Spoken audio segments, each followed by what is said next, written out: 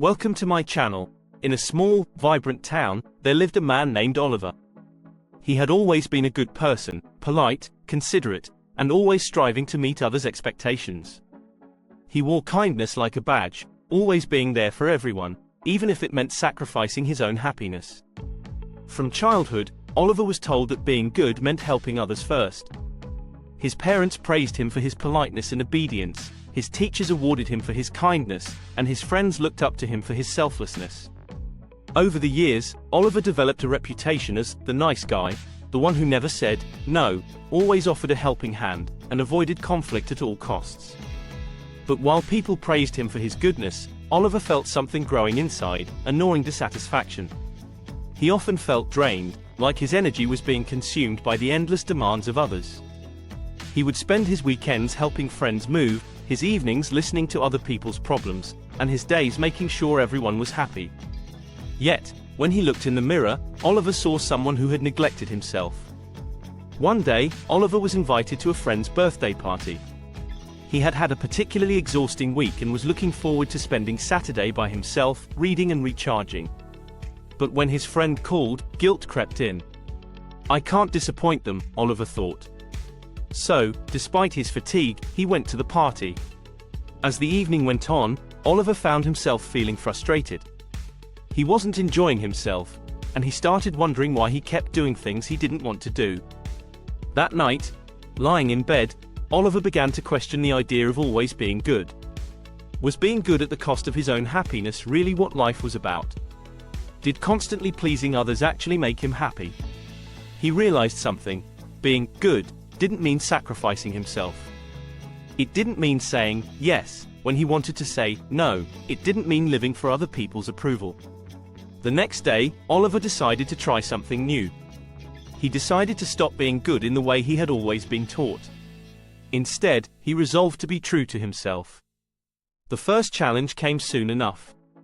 His colleague, Clara, asked him to cover for her at work because she had overbooked herself. Normally, Oliver would have agreed, even though he had already planned a relaxing evening. But this time, he took a deep breath and said, "Sorry, Clara, I need to take care of my own work and personal time tonight." Clara was taken aback but quickly found someone else to help. Oliver felt a wave of relief. It wasn't that Clara's request was unreasonable, it was that he had always felt obligated to say yes. Now, he realized that it was okay to prioritize himself. A few weeks later, Oliver's friend Sarah asked him to attend an event she was hosting. But it was on the same day Oliver had planned to go hiking, something he had been looking forward to for months. He had learned to recognize the pattern: if he went, he would feel drained and frustrated again. This time, he said, "Sarah, I appreciate the invite, but I've made plans that are really important to me. I hope your event goes great." To his surprise, Sarah understood. She wasn't upset.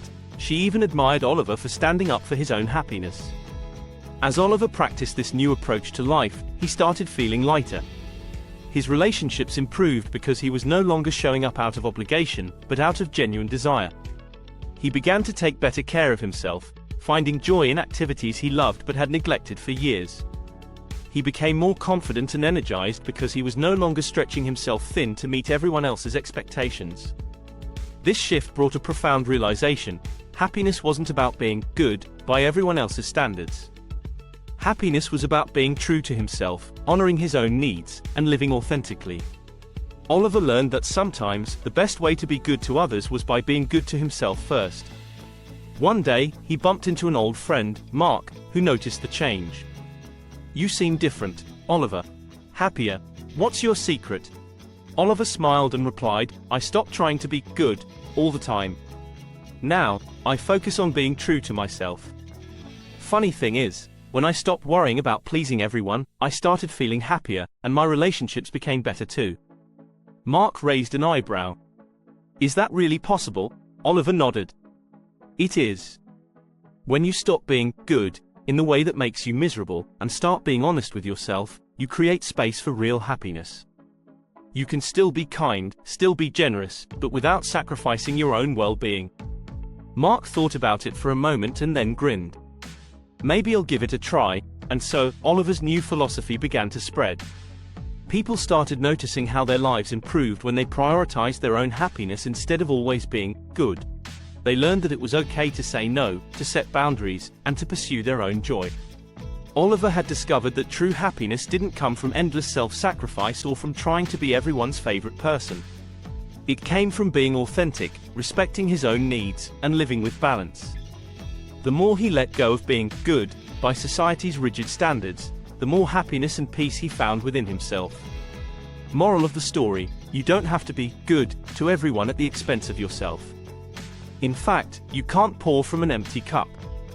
When you stop trying to live up to external expectations and start listening to your own needs, you'll find true happiness. Balancing kindness with self-care creates a more authentic and fulfilling life.